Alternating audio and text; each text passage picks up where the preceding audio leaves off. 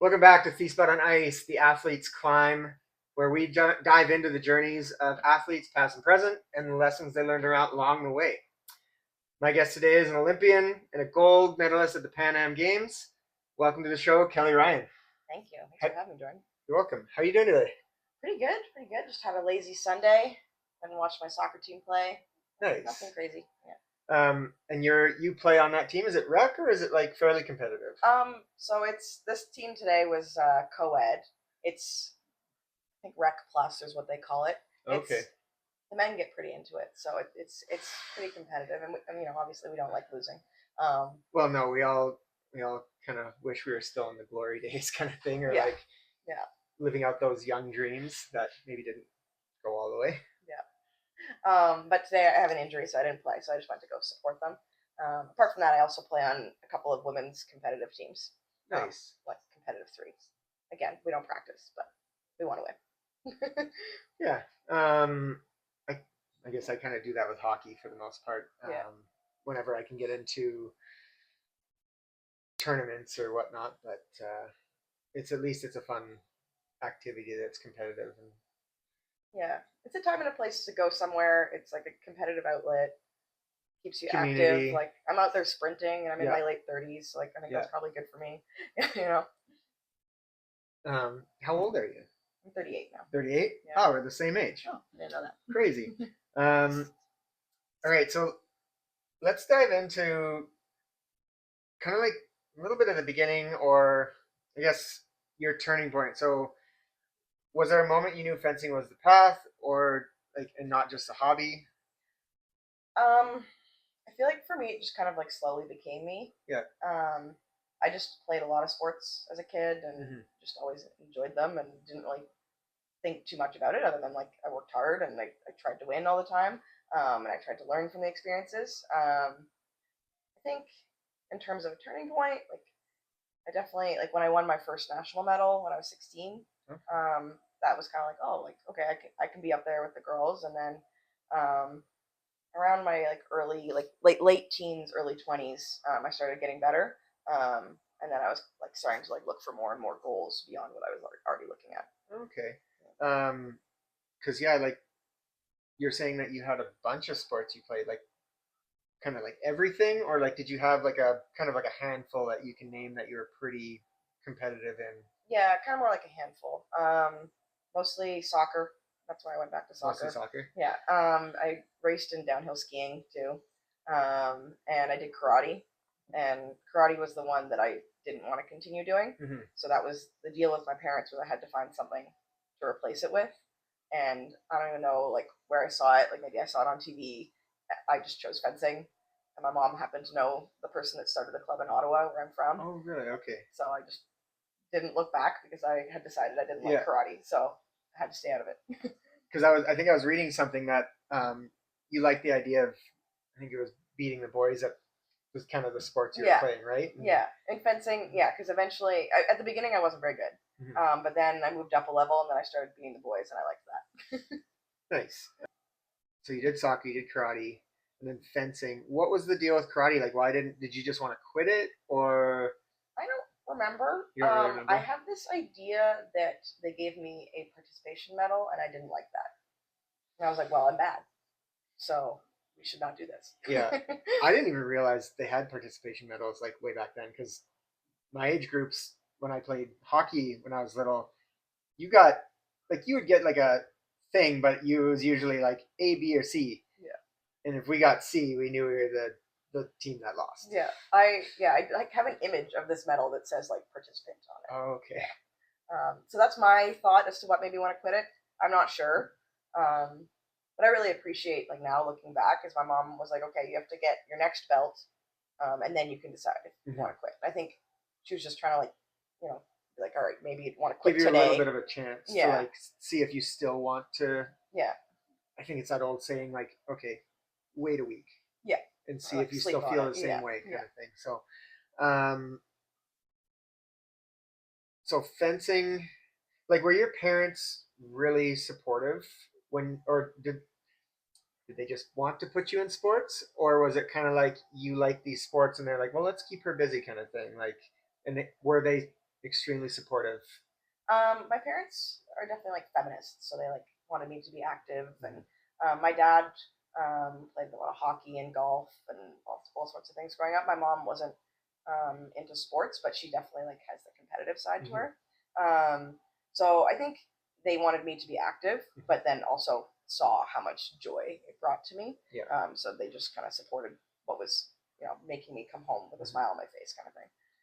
And soccer, like, did that just not like? How long did you play soccer for? I started playing when I was 4, like community Okay. center. And then it became league, I don't know, closer to sort of like 10 or whatever. I think I was on a team that like practiced and like multiple times a week until I was like 17 or 18. Okay. So I played for a long time. And then like co-ed intramural in university, Mm-hmm. just for fun. Yeah. And then I stopped for 13 years, and then picked up again after like when I was starting to retire. Interesting. So, like, it's kind of one of those. It sounds almost similar to like what I went through Yeah. because obviously you chose fencing. Mm-hmm. However, you still kind of played soccer along the way, correct? Yeah. So for me, I started playing hockey, and that was kind of my sport, and I really loved it. Moved to Alberta, and then I found skateboarding. Mm. I quit hockey, and eventually I quit all the other sports and just focused on skateboarding. But once my skateboarding kind of came to an end, I jumped back to hockey. Yeah. And it was almost kind of like that rebirth of like, this is so much fun. And now I'm older and I've got other people that like doing it. Yeah.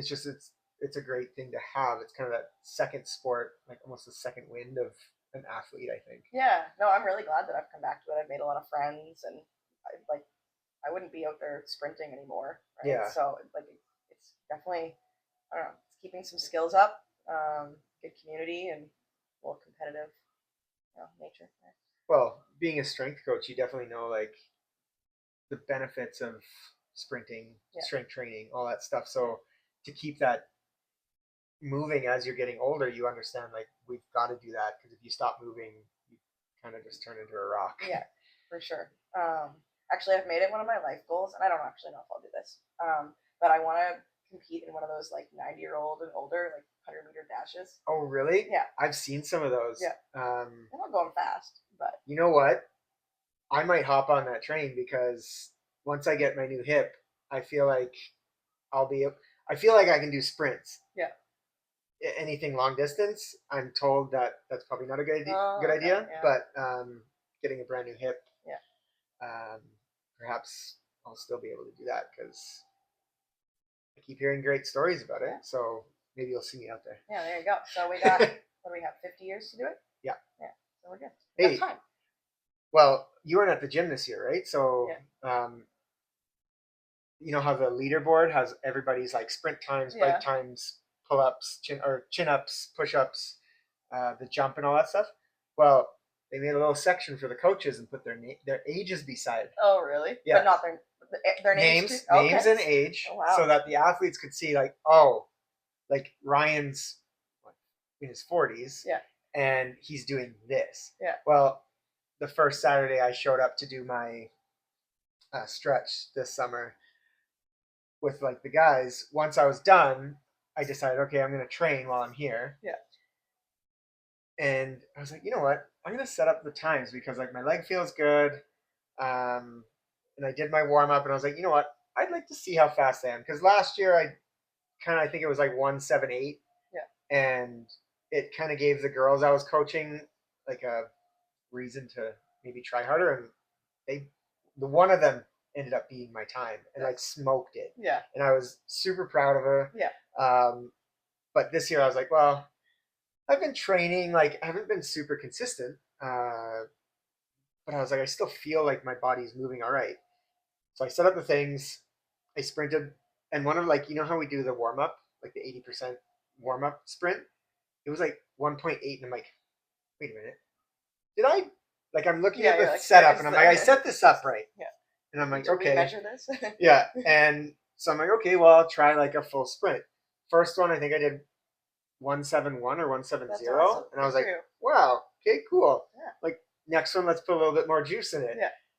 I did 1.64. That's awesome. And I was like looking at the board going, that's not bad. Yeah. And I posted with it. a hip that needs replacing. Because like none of the coaches did the sprint. Yeah. So I put in at my own thing at the bottom of the board saying Nice. like sprints, and I put my 3 times because it was 164, 165, and 171, I think, or 170. Yeah.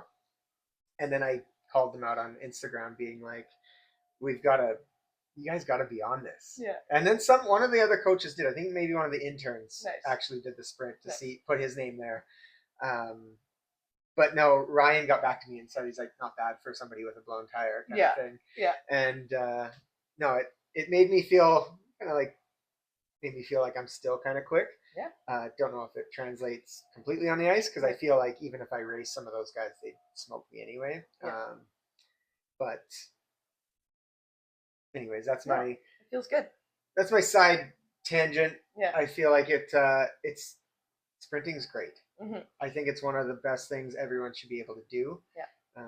Especially if you're a hiker, because you never know when you need to run faster than somebody else. That's a good point. Yeah. Unless you want to try and save people, and then that's so you got to be strong. More or less martyrdom. Or fast, I guess. Yeah. Fast or maybe crazy. Yeah. One of the two. Yeah. It was actually pretty cool when I came back to soccer. Like, and I told people like I haven't played in 13 years. Now I wasn't like out there being like I'm an Olympian, like I just kind of let them figure that out slowly, or have it come up in conversation. They're like, you haven't played in 13 years? And I was like, yeah, we're still doing it, I guess. I could figure this out. And like, I don't know, I can keep up with like the 20-year-olds. So, and catch them too a lot of the time. So that feels good. I like Ryan's way he explains it. Like when he first met me and he saw me move, he's like, you're an athlete. Because we all know that if you specialize in one sport, you're not necessarily an athlete. You might not be able to move in all the other planes of motion that make you that good. Like not everyone can throw a baseball. Yeah. Not everyone can jump super high. Not everyone can change directions. Like there's different things, right? Yeah. And I look at like you being able to play all those sports rounded you out as an athlete, and that's why now you'll go out and you'll play with these other people, and they're saying that stuff because you were initially an athlete. You gained all the other types of little skills here and there that built you into who you are with the reaction times, the reflexes, all that stuff, right? So I think it's great for people to be able to try other sports and do other things other than just this is all I do. Yeah. I was lucky enough to have a sister that made me do all that stuff. So that's cool. I didn't end up just being a skateboarder. Yeah. I'd show up to like friends' baseball, whatever, and they'd be like, oh, he's a hardcore skateboarder, but like we brought him along. Apparently he's got a glove, and then I like crack one almost to the fence or over the fence, and they're like, how? Or I think the best one was everyone saw my speed. Right. As soon as I hit that ball, I was really quick to that first base, and they'd be like, where did this guy come from? Yeah. And that's kind of like the feather in the cap thing where you're like, people notice that. And they don't just see me as that. Because even when I started playing hockey again, I had people being like, we never knew you could do this. And you're moving faster than most of us. It's like, well, I don't know. I did it when I was a kid. And I think, well, for skateboarding, for me, it was like you're sprinting all the time. Like there's times where you do sprint. Like you're not just pushing. Really? Okay. Like if there's a spot where like you need to get a lot of speed and you've got lots of room, you're usually running, throwing your board down, jumping on it, and then maybe you'll throw in a couple pushes up to it. But like you've got that maybe 10 meter or 5 meter, whatever it is. Like it's not always like a crazy long sprint, but it's long enough that you're putting in that full effort to get you that speed. Yeah. So if anyone wants to ever try skateboarding, it's got a lot of bonuses to it. But you kind of need to be a little bit crazy too. Yeah, I'm just thinking about running and trying to stand on a board. It sounds scary to me. Yeah, Ryan can do it.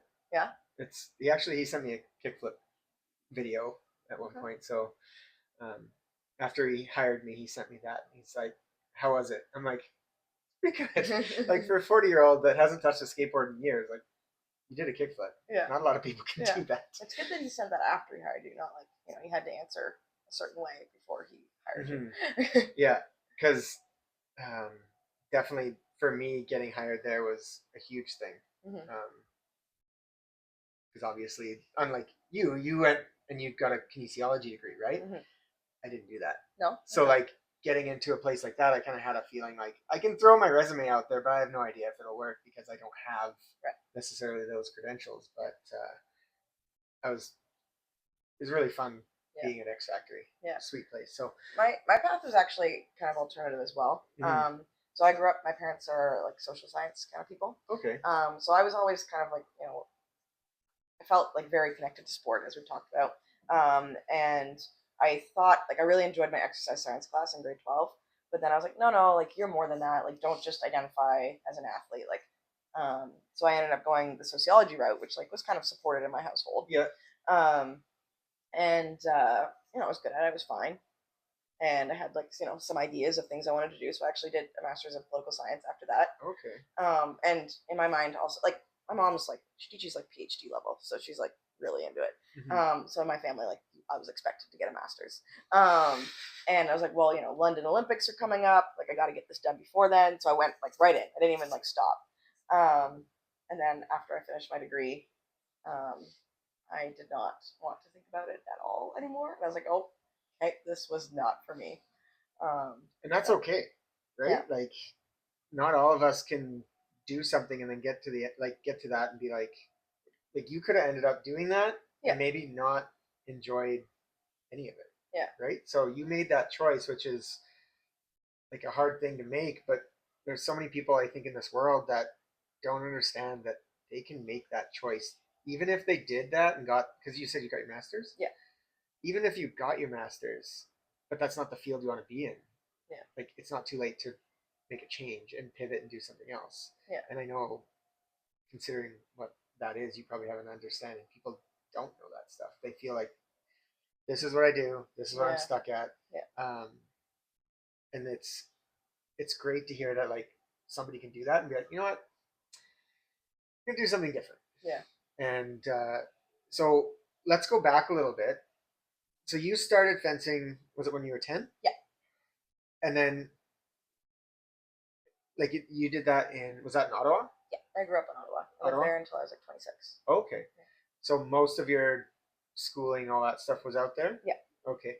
And when did you start competing? Like is fencing kind of one of those that you can compete pretty quickly? Yeah. I definitely started competing like pretty early. I remember I was wearing like sweatpants in the first like tournament I went to. Yeah. Which you don't wear obviously at a higher level. And then I started doing like bigger stuff a bit later. I think I went to like my first nationals around 14, but a lot of people are going to the US earlier on. Yeah. Like all of my students are going to the US like 9, 10, 11 years old now. Yeah. But I just didn't.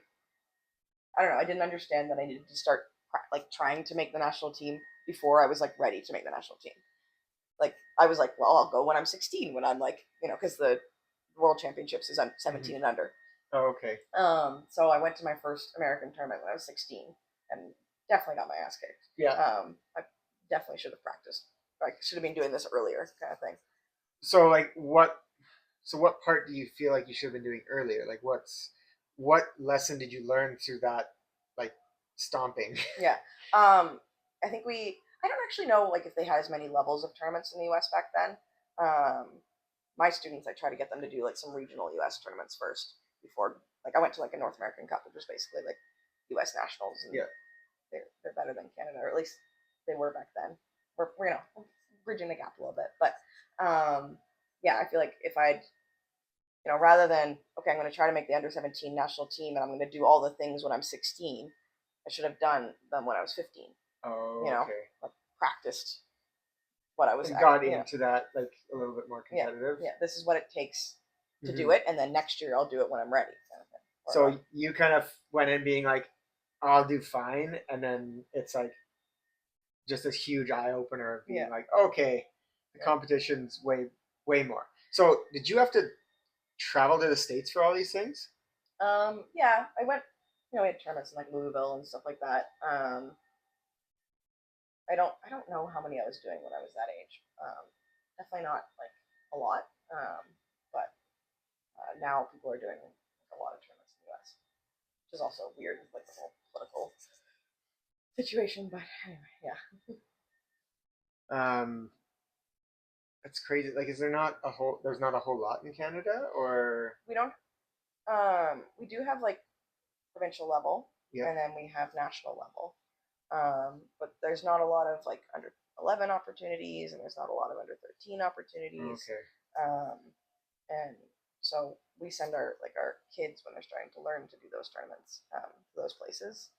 I also kind of like that they're going in and like they don't really know anybody. They're kind of anonymous and they can just like fence. Okay. You know. Yeah. That's not bad. When you went to this first, because it was a nationals, or was it national? What was the first one that you got your butt kicked at? It's called the North American Cup, but it's essentially a national level competition. Okay, so when you went to that one, was there like how did you get there? Like, did you have to like is it? So I'm looking at other sports. Like obviously, there's like for skateboarding, when you're not really sponsored and you're not really getting paid, you have to figure out a way to get there, whether you travel with people and pitch for gas or whatever. Like I never really went down to the States for many contests. I'd usually just do kind of Alberta, Saskatchewan. Sometimes when I lived in BC, I'd do it there. But like, did your parents help you get down there? Or like, did you have funding that you had to do? Like what kind of like helped you get down there? Because I'm sure it wasn't cheap to just go down to the States to do that. I guess my parents were paying for it. They definitely like made me aware that like this was an investment, you know, and like we weren't going to do a whole lot of it. And I ended up getting some funding from Ontario's Quest for Gold program. Okay, it's actually a pretty good program. They like sell lottery tickets. The money goes back to Ontario athletes, and you can continue to get that when you're carded. So it's actually it's really good funding, or at least relative to what's out there in Canada. Okay. So I started getting a little bit of money, and it was definitely like, okay, they gave us this amount, like this is going towards this. So they made me understand the value of what I was doing, which I also appreciate, without making me feel guilty for taking away from the family. Whatever. That's such a like a hard thing to like navigate with kids, right? Because like we're seeing the numbers and going like, but they're just excited to do it, and that's kind of all you hope, right? So, trying to express in some way like this does cost, but you don't want to make them obviously feel guilty, which is great that your parents were able to do that because I don't know, I can't say that every parent's able to do that, but that's amazing that you got to go down there. So that lesson, you came back, and then did you start like were you strength training at that time, or were you just doing fencing? I mean, I was playing soccer, so at least you're there's doing that. soccer, okay. But yeah, I think I remember one of my coaches like having us do some bicep curls. Like I don't think we did much in terms of strength and conditioning. I think I started lifting weights in university. Okay. And I was not doing it very intelligently. Were you just doing it by yourself? Yeah. Just kind of like, all right, I think this will work. Yeah, like just maxing like front squats and like deadlifts, like probably not even front squats. I was definitely doing back squats, like nothing that. It's all just ego. Yeah. No, it was all like, about that. I was like, I'm strong. This is sweet. Yeah. But then you get out there like, why can't I move like that? Yeah. So I had noticed that you're kind of like after that, like I saw something that said you were kind of a late bloomer, but is it more like fencing you kind of take longer to get into the spot to be in like the conversation of going to the Olympics and being like a national like top say 20 or whatever it is kind of athlete? Because I know a lot of other sports it's kind of like you kind of it's youth and then all of a sudden you hit a certain point it's kind of like, well, you're not able to compete with that younger crowd. So relative to those sports, fencing is definitely like a later sport. Okay. The woman that won Paris, I think she's probably in her early 30s, like 31 or something like that. And then she also had won Tokyo, so she would have been about 28. So a lot of the athletes in fencing are starting to peak around like late 20s, and they can take it up to early to mid 30s. We sent someone to Beijing in 2008, at age 50. Um, Oh wow. Now she won the Olympics in China or for China in the 80s, so she's like a special case. Okay. That's not very common.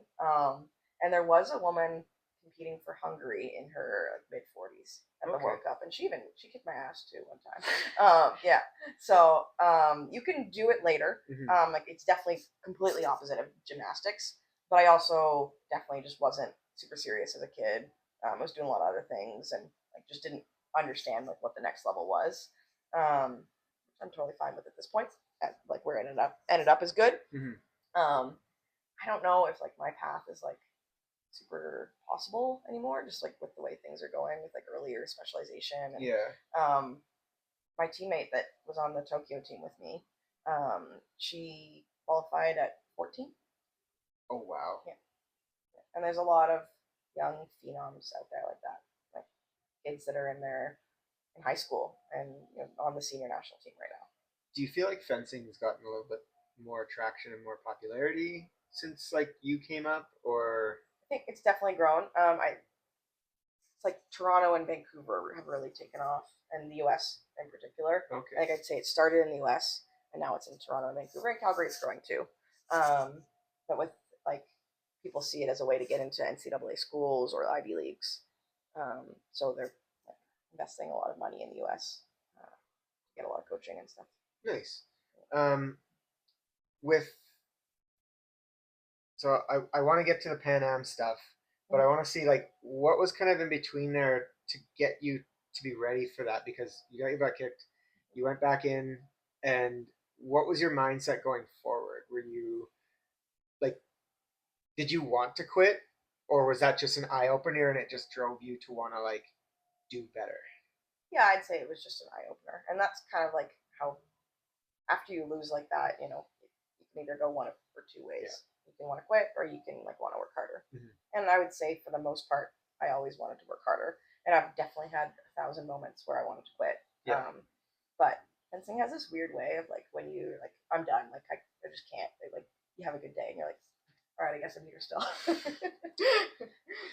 Is it like, I know there's a lot of sports where it's a lot of mind battles, and I think most sports are mind, because obviously if your mind's good, you're going to be able to like trust what you've learned physically because your body's done the reps. Mm-hmm. You just kind of have to read off stuff. So is it a little bit, it's, I'm guessing it's a lot quicker because I've seen some of it. It's, I don't know, it's fast, but like you don't move a lot, right? Like there's not a lot of runway for you guys. Yeah, so it's like 14-meter piece. Yeah. But you can't cross each other. Yeah. And there's no, you can't like go around or anything. It's always in front. Well, you got cables hooked up yeah. too, right? So you can't. Yeah. But I guess there's like a lot of low to medium intensity movements, and then some like high intensity movements, and it kind of varies. There are 3 types of fencing, so each of those is actually quite different. Like saber, it's basically like sprint, stop, sprint, stop. Obviously not actually running, but fencing, sprinting, Intensity. Yeah, and then epee is a much more like a lot of like low intensity movements, and then like something big happens.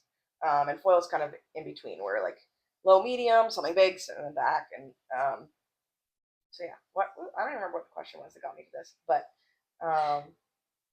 oh, it is a mind game. Yeah. My goal in life is for people to understand that fencing is like pretty physically demanding. So well, like I don't know. Yeah. People call it physical chess, and I'm kind of like, okay, sure, fine, but like. So you hate that being said, because like I had seen some stuff when I was doing some research, and it was saying like, oh, it's kind of like chess and whatnot, and I'm like, okay, cool. I don't even know how to play chess. It's, well, obviously you've got to read off of what they're going to do to like react, and it's quick reactions. Mm-hmm. It's not slow. Mm-hmm. I've watched some of the best in the world do it, like to see kind of what more, like I want, obviously my stepdaughter, she wanted to get into it. She tried it. So I was doing some research to try and find out like, well, how can I, if she wants to work on strength and conditioning stuff, how can I support her in this? And I'm going, you got to hold that position like very Like I don't. I Yeah. think I tried to do it. And I'm like, my hips don't. Yeah. My hips don't. Yeah. No, a lot of people feel uncomfortable when they first get into Yeah. on guard. I mean, you're basically in a semi squat, just like moving forward and backwards. So it is pretty tiring on the legs. And then it's a lot of change of direction, and like the lunges are pretty powerful. Like it's a pretty like heavy landing on your front leg. Yeah. So So when you don't like the name, but it's like it is like you have to think very quickly for it. So it is like if somebody's coming towards you and they're going to make their move, like do you feel like you need to like it's a read and react like really quick, right? yeah, yeah. I mean, yeah. If someone's coming towards me, I'm on like trying to be super intense in that moment. And usually you're kind of like creating situations like if you're coming forward, I might like put a little pressure on you, and then at that point it's mostly instinct. Sometimes you might pre-plan like I think this action could work, and that always feels really good. But for the most part, I'll meet you, right? You come forward, I'll meet you, and then if you I don't want to get too technical, but if you like give your arm, I'll block. Yeah. If you pull your arm back, I'll hit you, kind of thing. Okay. I've never tried it, so I can't like say I know exactly, but I did watch like I watched some of it, and it's impressive how quickly you guys have to like defend something because you see movies and like Zorro and Princess Bride and all those like different ones with swordplay and stuff, and those ones are a little different because I think you would have to like you've got way different movement, way heavier too. Yeah, way heavier, and you can die. Yeah. Whereas like these, there's a little less risk. Yeah. Kind of thing. So like you trying to avoid somebody like poking you and getting a point. Is it a point or? Yes. Yeah, you can say technically a point. Yeah. What is it actually? Yeah, it's a point, or I don't know. I might say a touch, but like a point. Okay. Yeah. All right. Yeah, I think it's a sweet sport, especially if like you grew up thinking swords and stuff and whatnot were really cool. Yeah. So I guess it's like for me, I just see that it's like very easy to see fencing as like I don't know, more like historical or like Zorro or something like that. So that's why I don't like love it, but a lot of fencers are like of the mentality like they would be if they're playing chess, like that's the kind of person they are. We have a lot of people that are like quite smart. I'm a little bit more on the jock side of things, but you definitely have to be a bit of both. You can't be just a jock in fencing, and you can't be unathletic. Yeah. So getting to the Pan Am, what was the prep? Were you what age were you when you were started doing Pan Am? So I made the national team for the first time at age like 21. 21. So that's why I kind of like see myself as a late bloomer, because there was under 17 national team and there's under 20, and I never made any of those. Yeah. I was like close, but never like never made it. Actually, in my last year of under 20, I should have been on the team. They like stupid rule made it so I wasn't. But anyway, I didn't do anything wrong. Yeah, so I was on the national team from age 21, and we have Pan Am championships every year. So that was kind of where I really started doing all the international tournaments, like a few World Cups a year, Pan Am championships, World Championships. My first Pan Am Games was in Guadalajara in 2011. And then the one that we came second there. Yeah. We at like basically every Pan Am Championships I've been to, we have lost to the U.S. in the finals. Oh, okay. And by basically, I mean there are two occasions that we didn't when I was on the team. Yeah. Pan Am Games in Toronto in 2015, which was awesome, like on home soil. And then my last Pan Am Championships, when I was an athlete, we won. We beat the U.S. in the final. Oh, nice. Yeah, so that was two big moments for sure. You said 20. No, okay then. Never mind. Because you said 2015, and then what was there was another one? I've been to the Pan Games twice. Okay, so Guadalajara in 2011, and then Toronto in 2015. Okay. I didn't qualify for 2019. Okay. Yeah, they only take 3 people, and there's 4 of us on a team, so that year I was 4th. Can you expand on what like the Pan American Games are? Like, is it how many? Like, is it a lot of countries, or is it?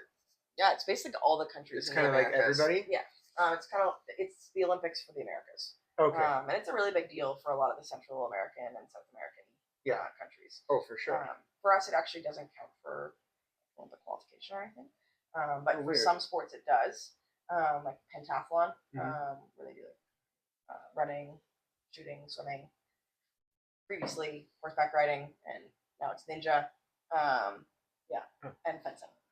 Anyway, for them it's a big deal. For us, it's kind of just a fun event where you go stay in an athlete village and have a little mini Olympic experience. And that was when you were 21, right? 2011. 2011. Oh, I don't know. Can't do math right now, but yeah. Okay, so it was early 20s. Yeah. Was that when you were going to university? Yeah. Because did you go to university right after high school? Yeah. I didn't stop until I was done my master's.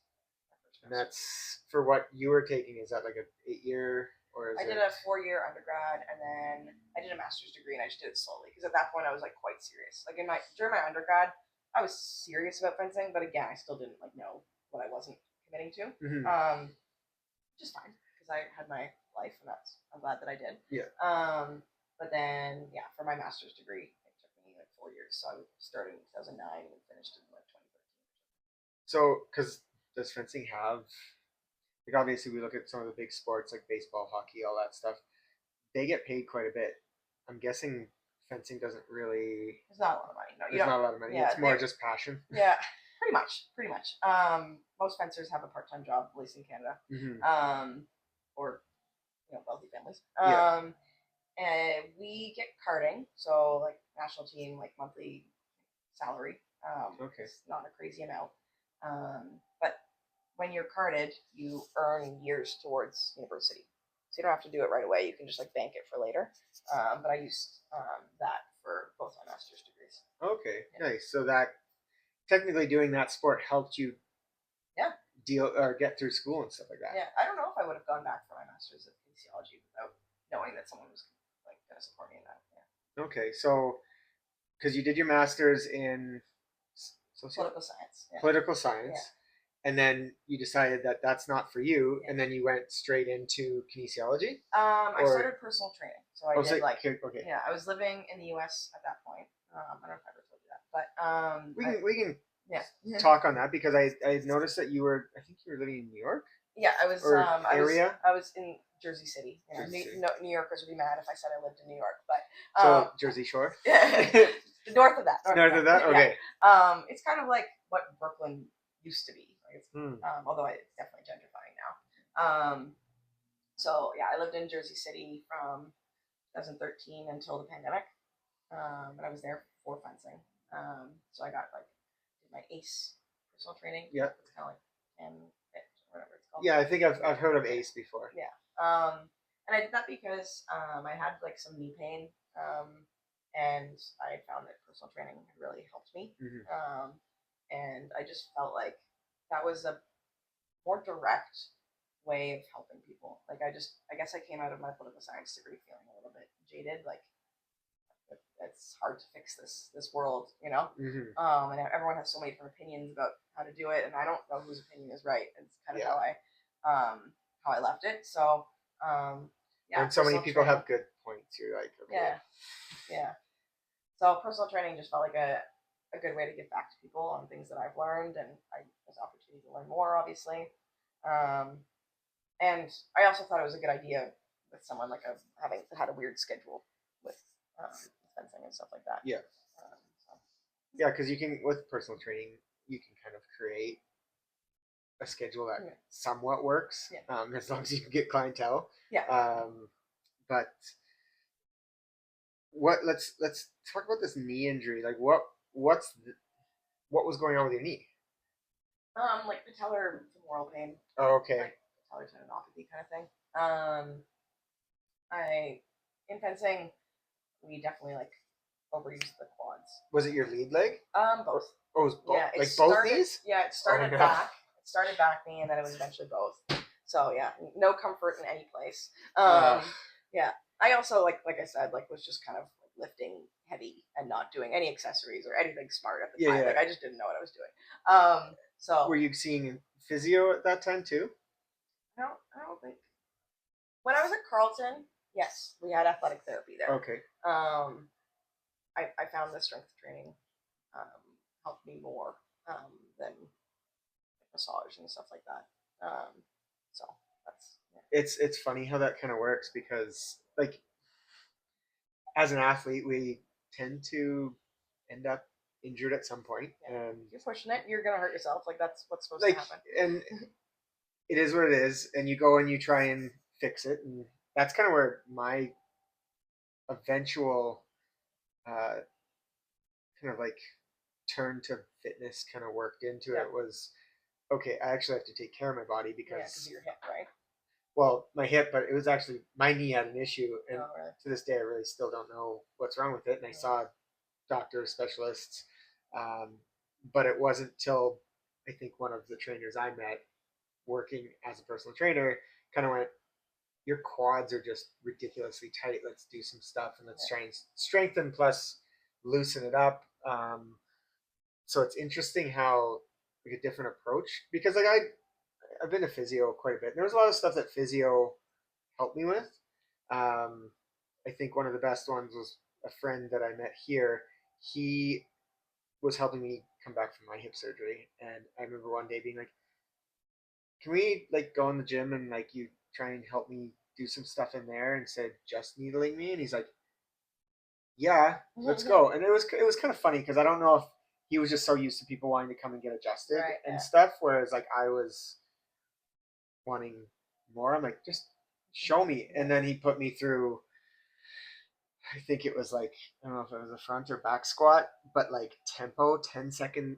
No, it was, I don't remember how long it was down, but he made me hold it at the bottom for 10 seconds. Ouch.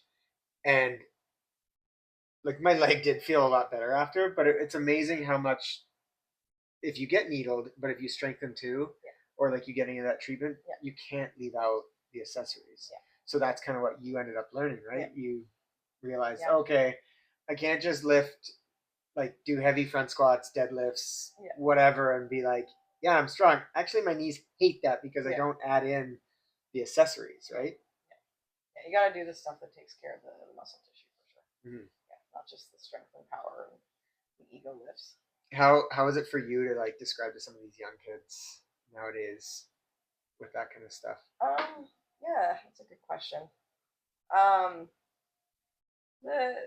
it's like we don't have like the kids that I work with aren't really pushing it in a way that it worries me. Like they're probably more cautious than anything. So I guess I'm lucky in that sense. Or they like they grab a weight that's too heavy for themselves and they're doing an overhead press. They're like, oh, it falls over. I'm like, yeah, okay.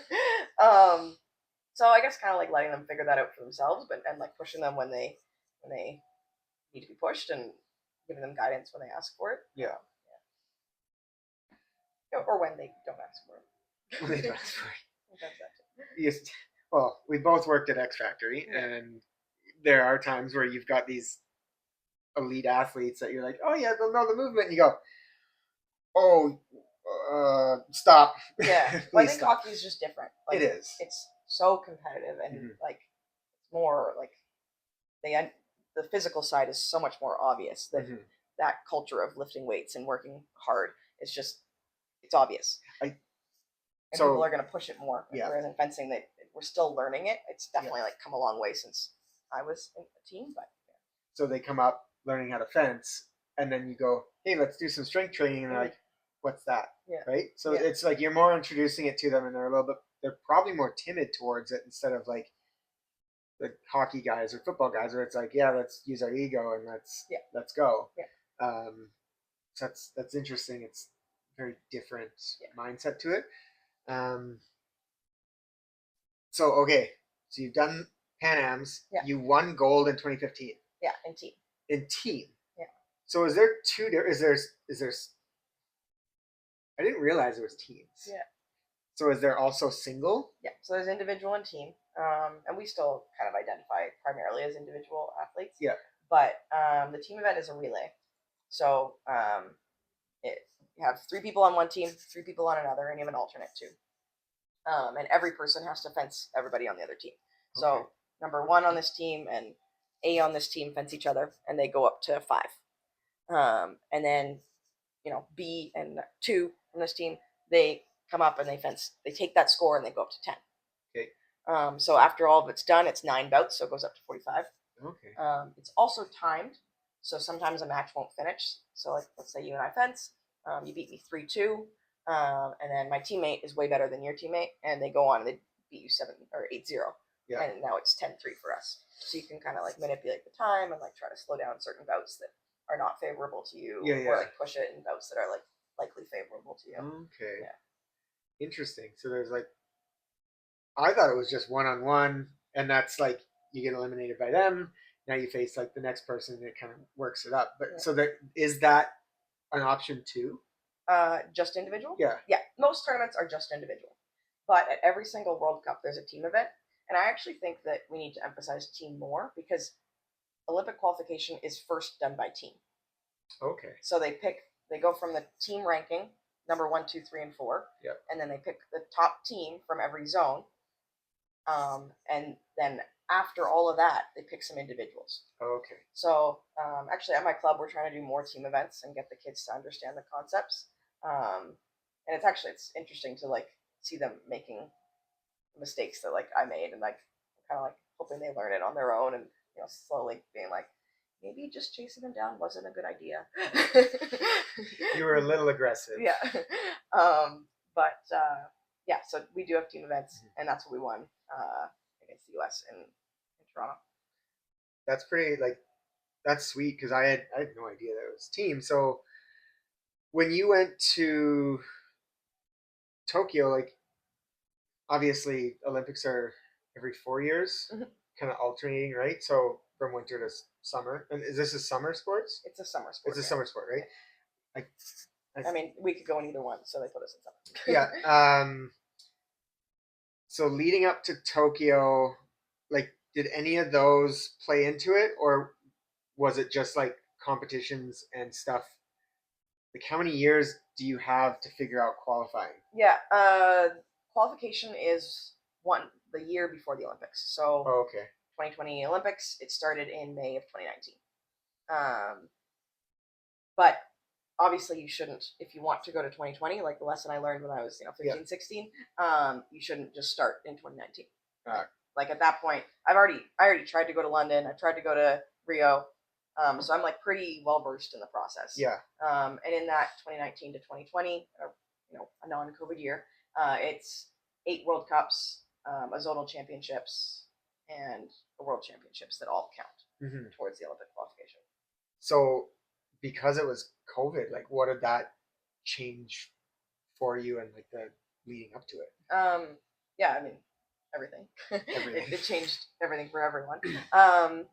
We qualified the team at the end of February 2020. We had just been in Italy, where, as you know, it was like pretty like a hotspot for COVID.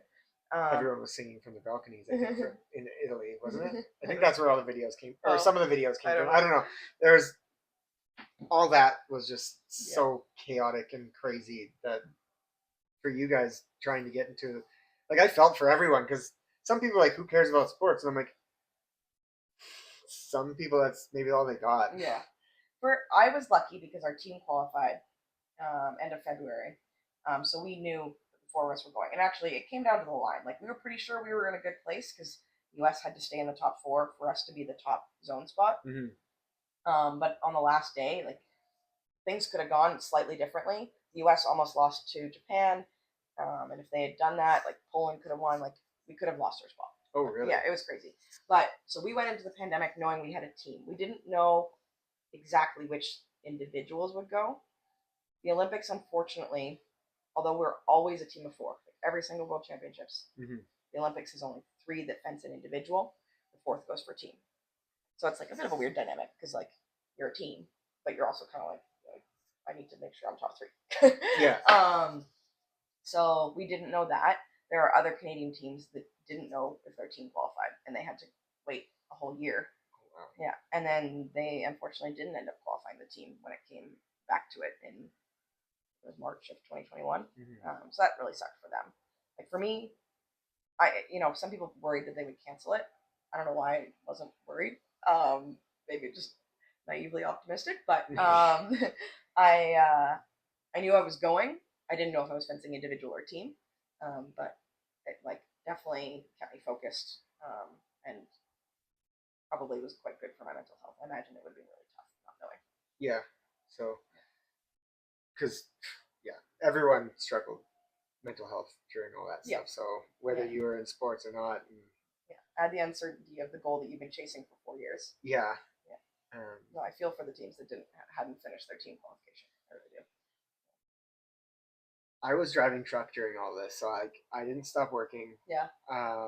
Which was wild because like I'm watching people talk about like I lost my job, like I'm not working, I'm on this, and it's like I'm just trucking along. Yeah. And but at that same time, I was doing my upgrading and I was doing my NASM, so yeah, I was grinding. I was grinding while I was doing it and living in a truck. Yeah. It was a wild time yeah. dealing with COVID and that. So I can't even imagine what it was like for you guys because yeah. I don't know when you guys had to get crazy testing, didn't you? For Tokyo, yeah, we were tested, spat into a tube every morning. Yeah. Oh, you didn't get like. No, we didn't. I mean, I did a lot of those, and I had some bad ones. I remember specifically at the Montreal National Training Center, one woman was not nice with that thing. But I mean, a tube is not that bad for a daily thing. But yeah, it's you're on edge. You're like, what if I did something and I didn't know? Oh, yeah. It's take off your mask in the wrong place and somebody sneezes on you. Yeah. But anyways, and you guys finished. Was it the team finished 8th? Was it 8th? I finished 8th individually. Okay, individually you finished 8th. Yeah, which was actually like huge for me. It was probably that's probably my best day ever, if not like top 3. Yeah. So yeah, it was it worked out well for me. Obviously, going to the Olympics, you want to do your best and hopefully somehow pull out a gold medal. Yeah. But we're all not going to get that. But the fact that because I think you're the highest ranked. I was the second Canadian to make the top 8 at the Olympics. Okay, so you're the second one. Yeah. Okay, I had seen something about that, and I was just wanting to clarify because that's a huge accomplishment. Yeah, no, I'm very proud of it. My teammate did it in Rio. Yeah. She was the first to make the top 8. Previously, all Canadians had made it to the top 16 and lost. So that was huge. She also knocked out #1 in the world. So that was wow. Yeah, that was really big. And then she beat it actually in Paris. She won the Canada's first Olympic fencing medal. Oh really? What did she get? She came 3rd. Oh, she came 3rd? Yeah. It's amazing. Yeah. We're on the rise. On the rise. Nice. And it seems like they've got some great people kind of like spearheading athletes coming up. So, yeah, I think so. When it comes to that place, like, what did you do after? It was a huge accomplishment. Did you what kind of celebration did you have? Like, did you? So, in Rio, the Canadian athletes were allowed to stay the whole time. Mm-hmm. In Tokyo, they already decided that we had to be out within a few days. Okay. And then the pandemic hit, and so then it was 24 hours. Oh. You're done, and you have 24 hours to get out. Okay. So there's like no celebration. But I found that for me, that actually focused me. Yeah. So like, we went to Japan 2 weeks early. We went to a training camp in Numazu, which is near Mount Fuji, which was a weird experience. We only went outdoors to walk from the hotel to the 200 feet to the training hall. Yeah. But when I was at that training camp, I actually hurt myself. I don't know. I think there was just a lot of emotional. Like, there's some stress with the competition, but also there's some interpersonal drama on my team, and I think all of it. I also felt done. Like, I felt like I had done all I needed to do. Everything. My body was just like, nope, you're done. So I stepped, and my back went, nope. And I rarely have back pain in my life, so I was kind of like, what's going on? Yeah. I have no idea how to deal with this because I've never dealt with this before. I was getting physio twice a day, crying on the physio table, what can you do more than naproxen and physio? Fix better, fix more. Yeah. Did you have your own medical team there? Yeah. Where you use? Okay, yeah. So you had we had a physio that had physio. worked with me for a long. 2 physios actually for the whole team. Okay. That had worked with us for a long time, so that was good. And this was in Tokyo. How many 7 days? days. 7 days before competition. Yeah. So when you competed, like what was your mind at? Like, were you good?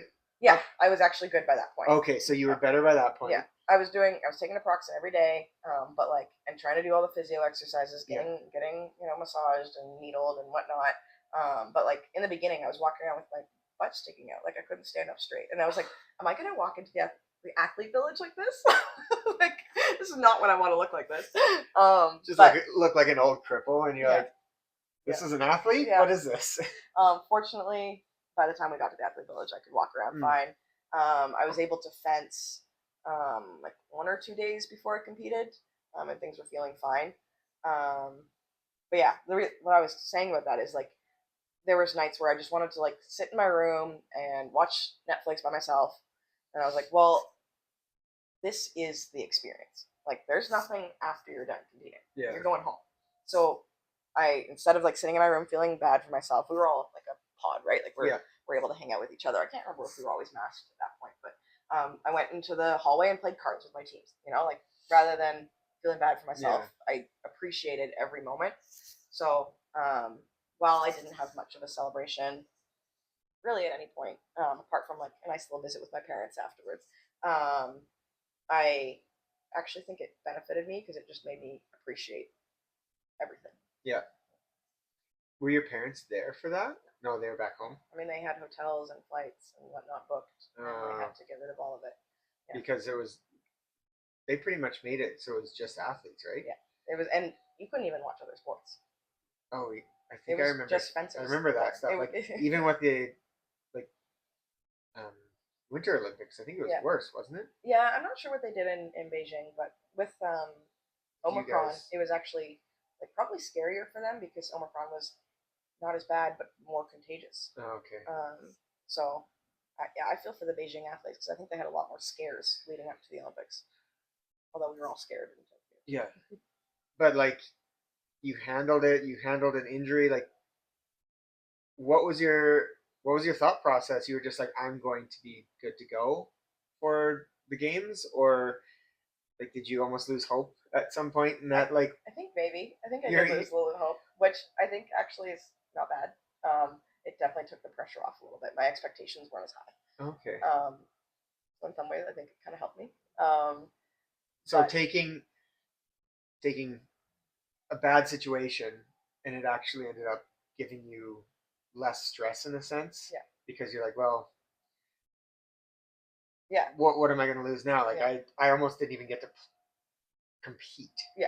So that's amazing. That I wouldn't say that's amazing, but like it's crazy how you can go through that and you can keep going because you could have easily probably given up part way through physio and just been like, I don't think I'm going to compete. Yeah. Whereas like did you keep your mind fairly like positive? Like, I'm going to get through this. Like, I don't think it ever occurred to me that I wouldn't step out onto the floor.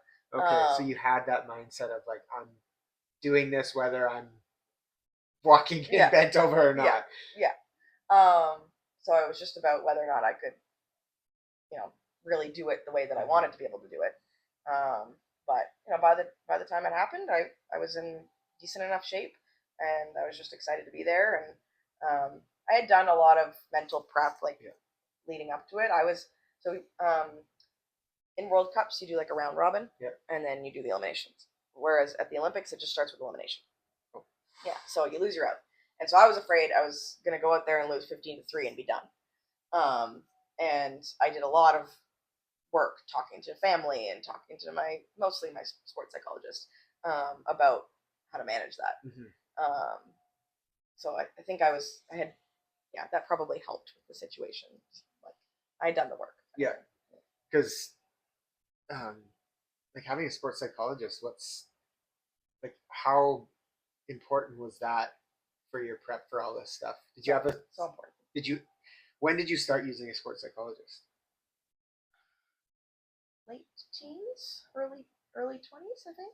Oh, so like fairly early on, you started seeing a sports psychologist to work on that. There was a master's student in Ottawa that needed hours with athletes, and he just walked into our club, and then I can't remember exactly what the payment situation was, but he was my sports psychologist all the way up to the Olympics. Oh wow! Yeah. So he knew me pretty well, and he knew I really liked his approach. He has a very like curiosity, play, and anything that like I learned at a certain point. Like I think it kind of falls under like the stoicism Yeah. kind of camp. Control what you can control kind of thing. So he's heard me say all sorts of crazy things, but he's always been very supportive. Was there any like books or anything out there? Like, were you into podcasts? Were you into different books? Like, I recently started reading. I think it's the Champion's Mindset, I haven't read it. and I think that's what it's called. Anyways, I recently started reading Yep. it, and before that, I've read like The Expectation Effect, Okay.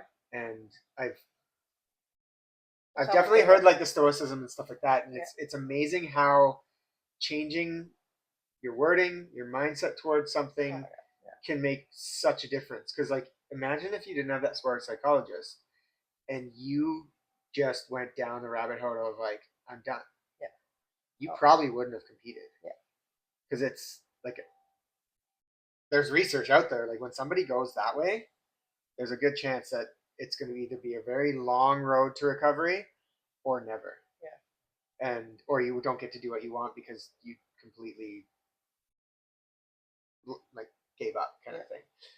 And it's crazy how our brains control that, because even with fencing, like you have to have a sharp mind for all of it, right? Yeah. So Actually, the first thing was when I was 16. My coach made a visualization tape for me, okay, and it started with just some breathing stuff, and then it was like progressive relaxation, like think about the muscles in your belly, relax that, like, and then it was some specific scenarios, and so I started doing that pretty early on. I would listen to that before every competition, and we saw a peak in my performance oh, immediately. nice, Yeah. okay.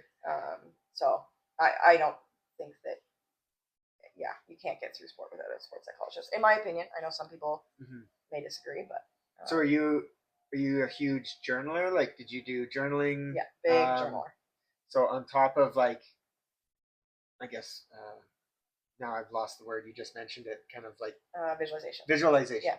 So I've heard huge things about visualization, and even in that mindset book that I just started reading, one of the first things they said was they were talking about visualization, and like your body knows how to do it, but like they talk about like if you visualize something enough, you can probably go out and do it.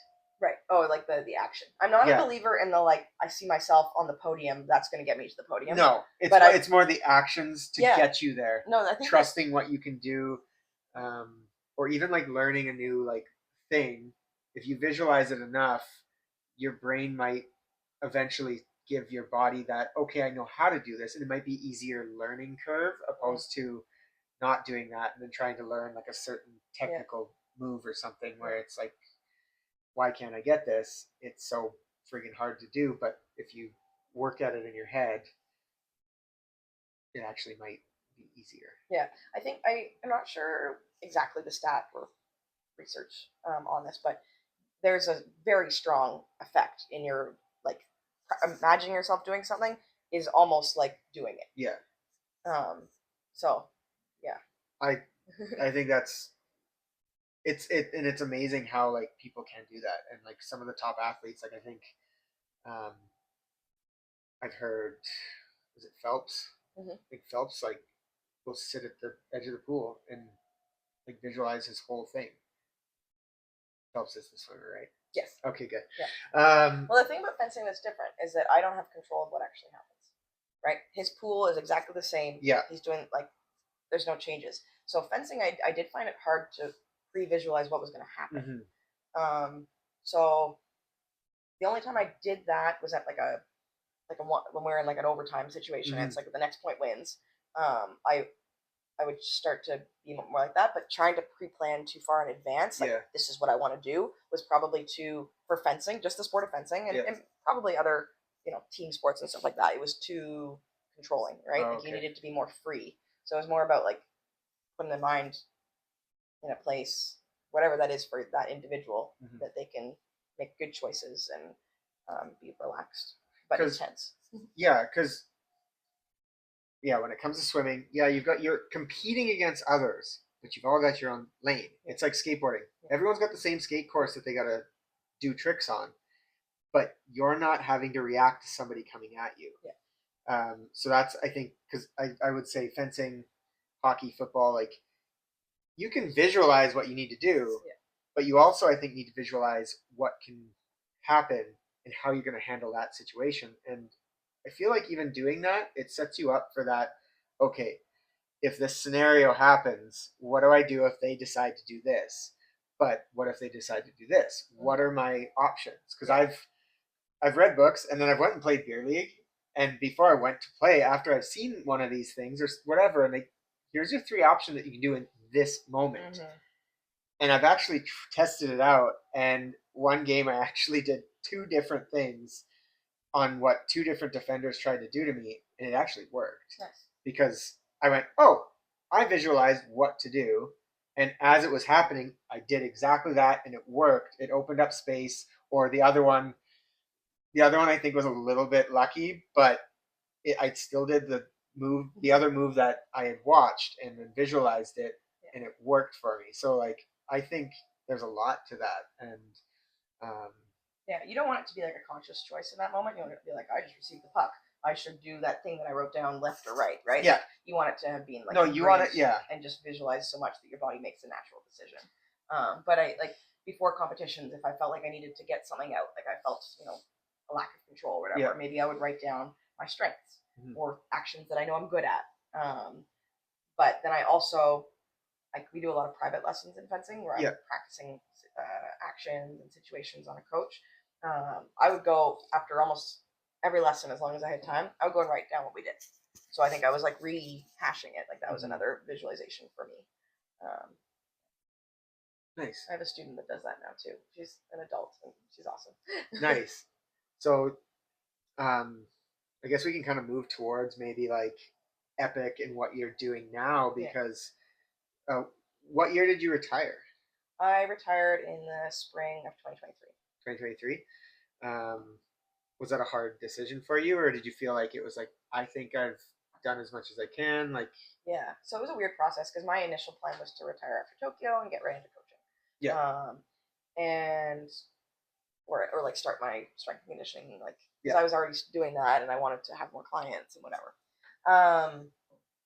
Then Tokyo was delayed by a year, and then I did really well, so my ranking was higher than usual. So, and in fencing, when you're ranked in the top 16 in the world, you skip the first day, which like cuts out like at least half of the competitors. That's like, yeah.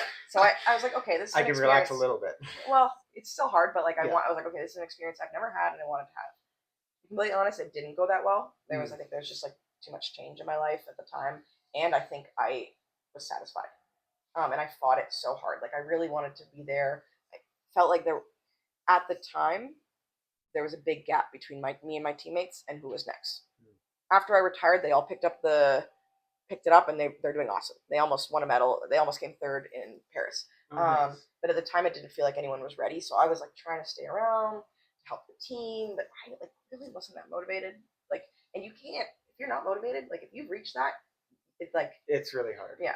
I even tried a different sports psychologist because I was like, okay, I'm different. Like maybe I need something different. Yeah. I had after Tokyo, I had one mediocre day, one really good day, and then we won Pan Am Championships as a team.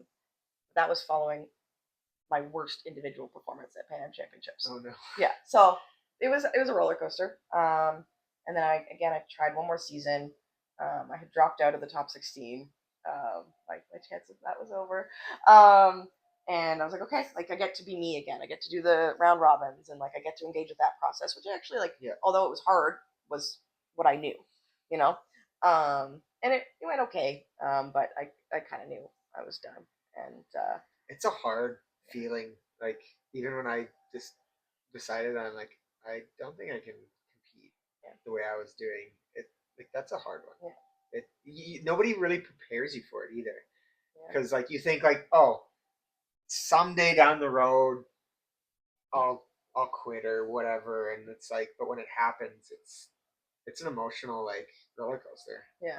Leading up to Tokyo, they actually have a decent amount of support for Canadian athletes. I don't know if they have them in other countries. There's an organization called Game Plan, and obviously through the karting that I mentioned, we have university education. Game Plan has like a special connection with the Queen's business diplomas and degrees. They have all sorts of networking events and other things that like help athletes that are thinking about retiring, in the middle of retiring, or already retired. So I was going to these things leading up to Tokyo already. Yeah. And I would like, when I was on, not in the sessions, but on my own, I was like crying when I thought about it. When I finally did it, I didn't cry about it though. Like I was just done. Okay. Yeah. I think, everyone goes through it differently, right? Yeah. So like maybe that was just like you went through it. You probably saw the end a little bit earlier, and then you dealt with those emotions, Yeah. that tough stuff of just being like, it's like I'm gonna be done. Yeah. And this is, but at the same time, how grateful were you for having all of that? Right? So grateful that I like fencing has entirely shaped who I am, and there's a thousand Kelleighs that could have existed. I could have done a number of different things, and been happy. But I'm very grateful for the path that I went on, and I'm very proud of what I did. Um, yeah. Going to the Olympics, like as an athlete, like for skateboarding, I didn't really have that because obviously it wasn't part of it. But jumping back into like hockey and stuff, like I don't know how much you like hockey, like when the Olympics come around, if you jump on that bandwagon or whatnot, but like when Canada's playing and that's your country, obviously, like I get it. And I've been, if I was in that situation, I'd love to be able to like play in that moment or compete in that. So like you got to do that. You got to be an Olympian. Nobody can take that away from you. No, and that's incredible. Yeah. You actually, I've like they emphasize like don't say former Olympian. You're an Olympian for life. Kind of thing. Did I say it right? No, you didn't say it. Yeah, don't worry. Okay. I was like, I knew when I was saying that. I was like, he's gonna think that he messed up. No, yeah. You didn't. No, but like, yeah, you can't take that away. Yeah. You did it, and you are one. Yeah. And that's huge. And you went through a lot to get there. Yeah. Like, not everyone can compete that long or like put in that much time to something.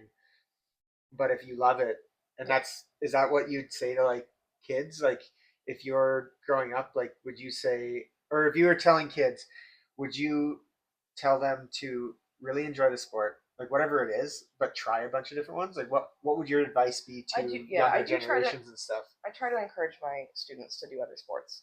It's hard though. Like one of my students played rugby this year, and he ended up getting concussions. So like, I want them to have those experiences, but I don't want them to come to fencing concussed and like he ended up missing nationals, right? So that sucked, and I think he could have done well. So maybe if fencing's like your passion, but you should do other sports, maybe choose one that's non-contact. Yeah, maybe. Yeah. But yeah, I try to encourage my kids to continue doing other things, and I know, like for me, it was really important.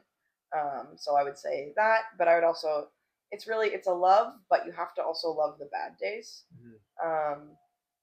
I think it would be wrong to give the message that just do it because you love it, like because there are really shitty days. And in fencing, you go to practice and you lose a lot, and if you're like you're literally, it's one-on-one all the time. It's not just I go out there and try to beat myself. I'm always facing my opponents. We have high tension like moments and stuff like that. So you face a lot of loss. But that's the adversity that like builds you, right? And like it separates the ones who want to continue and get better because, man, even in skateboarding, I've had people like be better than me most of my skateboarding career, and then that drove me. Yeah. Because I was like, well, I really love doing this, but at the same time, like I want to be able to do what they're doing. Yeah. And it's almost like proving to yourself, but it's a great way to build that discipline, and you learn a lot from sport, whatever sport it is. Yeah. There's failure in it, and if you haven't met failure, you're not putting yourself in the right places. I don't know. You're a unicorn. I don't know what that would be, but you gotta love the journey of it. Yeah. And I think you almost have to like love the recovery, right? Like, okay, today kind of sucked. I'm feeling horrible. I'm crying in my room right now, but like I love the like process of being like, it's not love at that moment. It's just you. Yeah. Right. I'm gonna go and journal, or I'm gonna go watch the video, or I'm gonna go talk to my coach. And then I'm going to go work on that, and then I have a good day again finally, you know. Yeah. Well, let's kind of we're gonna try and maybe wrap this up real in a little bit here, but now, like obviously you did um, your master's in kinesiology, Mm-hmm. you're a strength and conditioning coach, and you're also working with epic fencing. Yeah. Um, you want to expand on epic Sure. fencing and kind of Yeah. like Yeah. So I after like while I was fencing, I did a lot of things to prepare myself for retirement. So I actually started that master's of kinesiology before I retired. Probably didn't, made it a little harder also in that period, but it's okay. And when I was doing all this, I didn't really know how all the puzzle pieces would fit together. I knew that I was like pretty organized. Like I had organized all the books for my club in New York. So they weren't organized. I really enjoyed personal training and learning all about like strength and conditioning and the body. I also enjoyed coaching fencing. I just didn't know like how the pieces would come together. And shortly before I retired, I was approached with the opportunity of taking on like the operations manager at the club. oh, I like at the time I was like, I'm in school, but okay, it's done soon. I'm still competing, but oh my god! And I took it on, and I ended up retiring, and it was like my savior. Like it just gave me purpose and direction. And the more that I did it, the more I was like, this feels right. Yeah. And previously, I'd started during the pandemic my like online strength and conditioning business, which I call Lion Ethic. Lion is like fencing animal, and work ethic. Anyway, so I had that going on, and then I started coaching at the fencing club, and I started working more one on one with students. And then I recently got the gym going at like the strength and conditioning gym at the club. So I actually like managed to fit all of the pieces of my puzzle together like perfectly. It's amazing how it comes together when you're doing the right thing. Yeah, and like following what you're good at and what you like, And so I'm feeling very lucky where I am at my life. But yeah, right now I work for Epic Fencing. I do all the admin work. I'm like the main point of contact there, and like organize all the staff and stuff like that. And then I coach in the evening in the group classes. I have some individual students in fencing, and then I run workouts at the club too. And then also during the day, I have my online clients. So I'm programming for them, or I'm meeting them on Zoom, and they're doing workouts at home and stuff. I have one client that's actually she's doing workouts at Planet Fitness right now, which is it's kind of an awkward situation for her, but we make it work. Do you guys do like the FaceTime? Yeah.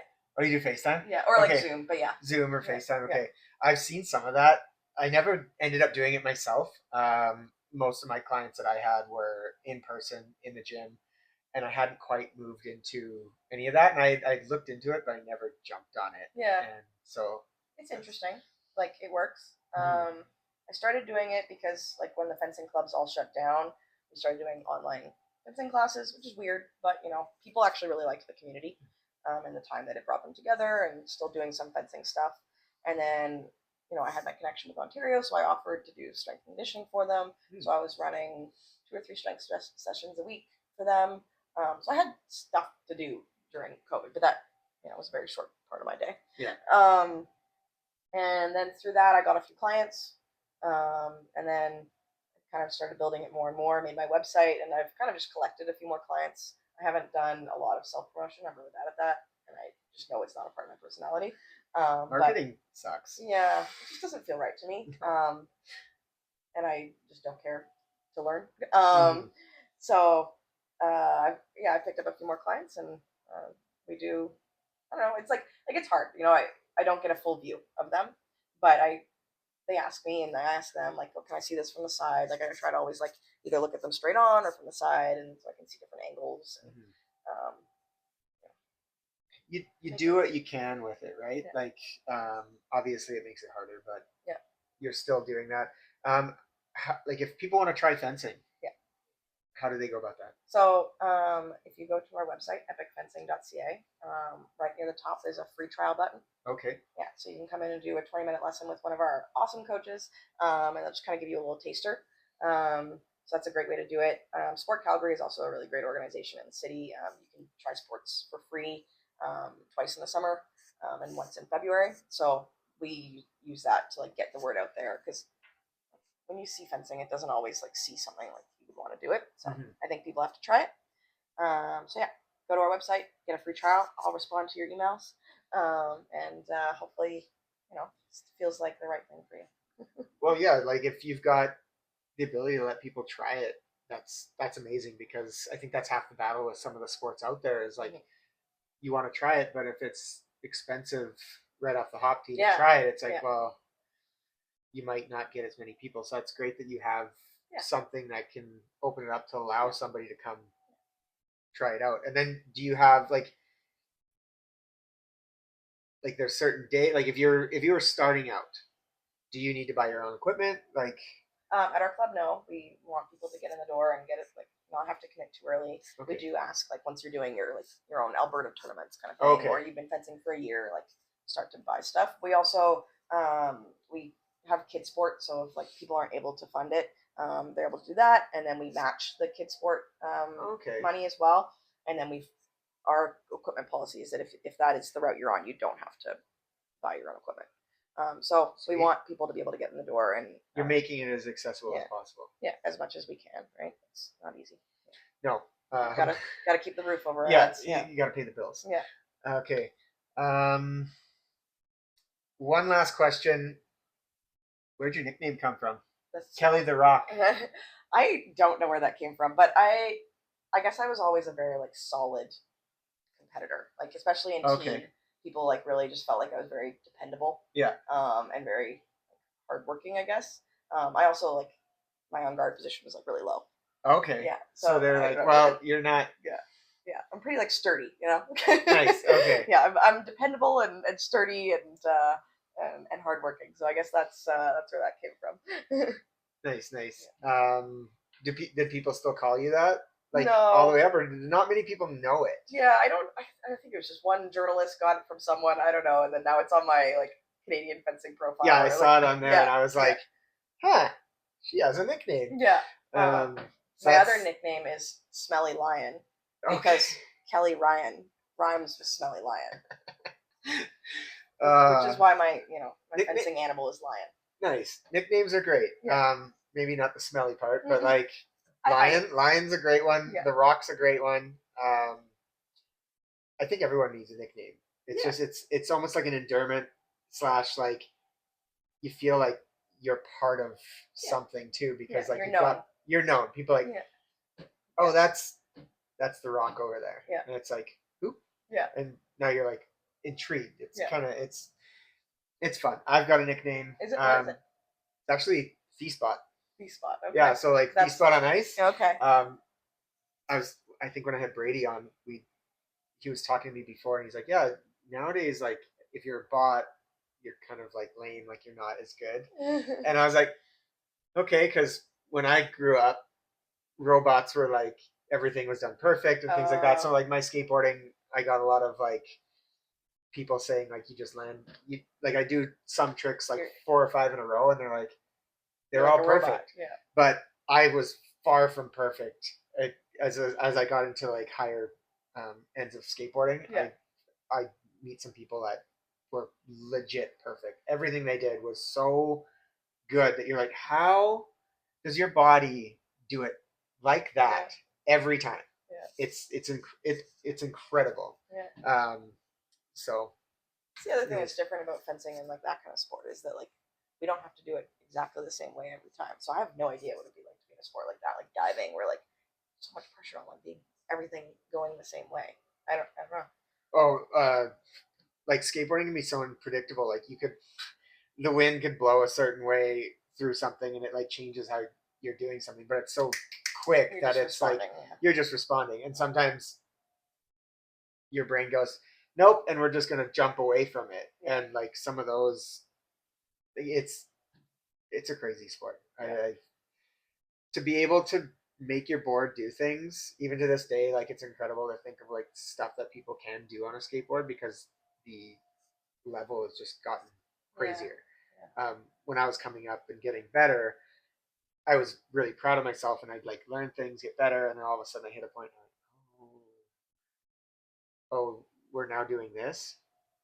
Okay, I don't want to do that. Yeah.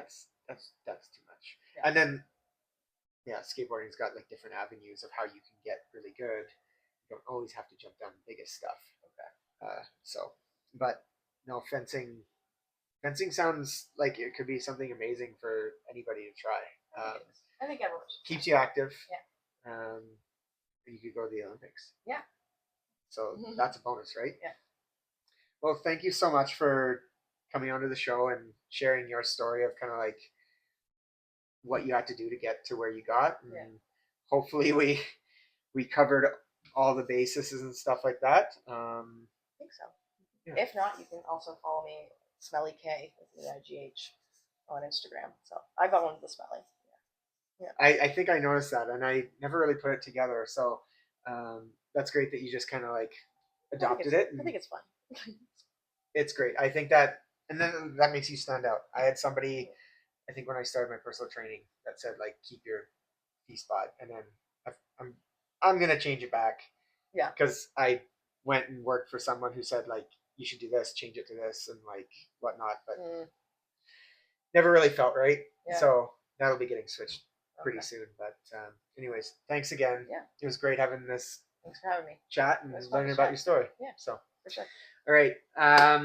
Hope you guys all enjoyed it. We're gonna try and get this one out and get some more as we go. Keep the momentum going, and yeah, hit the like button, subscribe if you want to keep hearing more stories of athletes out there who have had to put in the work and had to learn a lot of great lessons and had a great time. So thank you.